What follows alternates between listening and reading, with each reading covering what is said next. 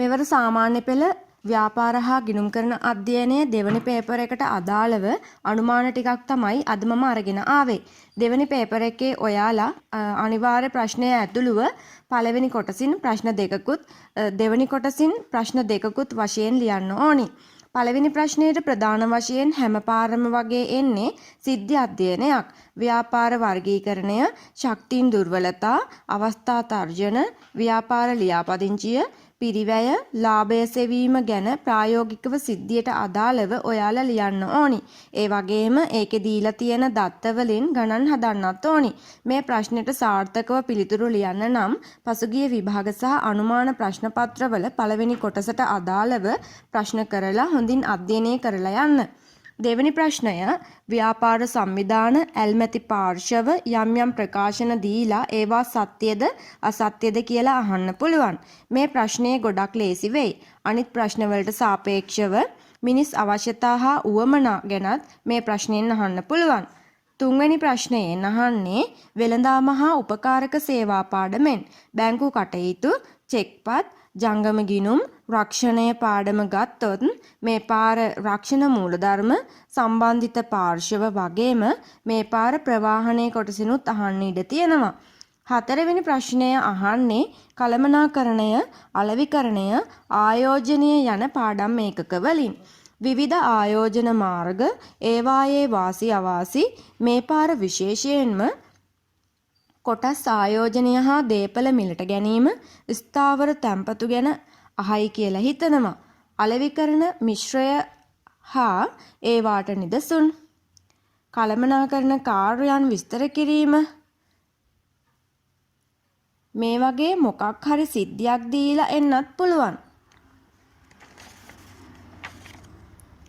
5, 6, 7 ප්‍රශ්න හැදෙන්නේ ගිණුම් කරන කොටසින්. පස්වෙනි ප්‍රශ්නයේ විදිහට හැම පාරම අහන්නේ ගිණුම් වර්ගීකරණයෙන්.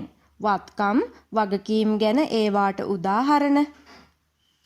ඊළඟට අනිවාර්යෙන් ගිණුම් කරන සමීකරණ ආකෘතියක් දීලා ගනුදෙනු ටිකක් දීලා සමීකරණයට දාන්නත් එයි. ඒ වගේම මම අනුමාන කරනවා විකුණුම් ජර්නලය එයි කියලා. 6 වෙනි ප්‍රශ්නයේ විදිහට එන්නේ නිෂ්පාදන පිරිවැය ලේඛනයෙන්. ගිණුම් කරන වැරදි නිවැරදි කිරීම, අවිනිශ්චිත ගිණුම, බැංකු සැසඳුම එයි. බැංකු සැසඳුම් ගන්න කලින් පාස් පේපර්ස් එක බලද්දී බැංකු ප්‍රකාශනයයි බැංකු ගිණුමකුයි දීලා ප්‍රශ්නේ පොඩි සංකීර්ණ කිරීමක් කරලා දෙන්නත් පුළුවන්. අවසාන ප්‍රශ්න විදිහට ලාභ අරමුණු කර නොගත් සංවිධානවල ලැබීම්, ගෙවීම්, ගිණුම් හා ආදායම් වියදම් ගිණුම අතර වෙනස ගැන ප්‍රශ්නයක් අහයි. ඒ වගේම සමාජික මුදල් ගණනය කරලා ආදායම් ප්‍රකාශය හදන්නෙන්නත් පුළුවන්. ඊළඟට ගැලපුම් සටහන් සහිත ව්‍යාපාරික මූල්‍ය ප්‍රකාශනයක් සම්පූර්ණයෙන් හදන්න එනවා. ඔයාලා මේකෙදි ටයිම් එක හරියට මැනේජ් කරගන්න. මම මේ ටයිම් එක මැනේජ් කරගන්න පොඩි ටිප්ස් ටිකක් කියලා දෙන්නම්. ඒ විදිහට කරන්න. මුලින්ම ගැලපුම් සටහන් ටික කියවලා ඒ ටික හදන්න. ඊට කලින් ඔයාලා මූල්‍ය ප්‍රකාශනවල ආකෘතිය ගහන්න ඉන්න ඕනි. ව්‍යාපාරයේ නමයි හදන ප්‍රකාශනයේ නමයි ලියලා ලාභාලාභ ප්‍රකාශනයේ නම් දිනෙන් අවසන්. මූල්‍ය තත්ත්ව ප්‍රකාශනයේ නම් යම් දිනකට. ඊට පස්සේ ශේෂ පිරික්සුමේ තියෙන විදිහට පිළිවෙලට දාගෙන යන්න. ගැලපුම් සටහන් විදිහට විශේෂයෙන්ම අවසන් තොග, බොල් ණය, උපචිත ආදායම්, වියදම්, ණය පොලිය වගේ ඒවා එයි.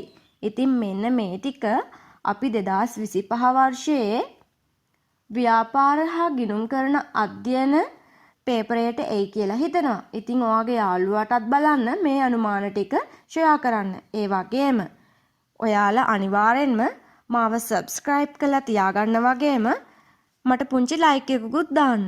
ඔයාලා හැමෝටම සුබ දවසක් වේවා. good luck.